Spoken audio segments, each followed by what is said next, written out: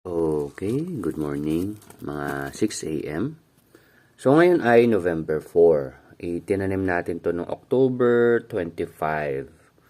So ayan na sila.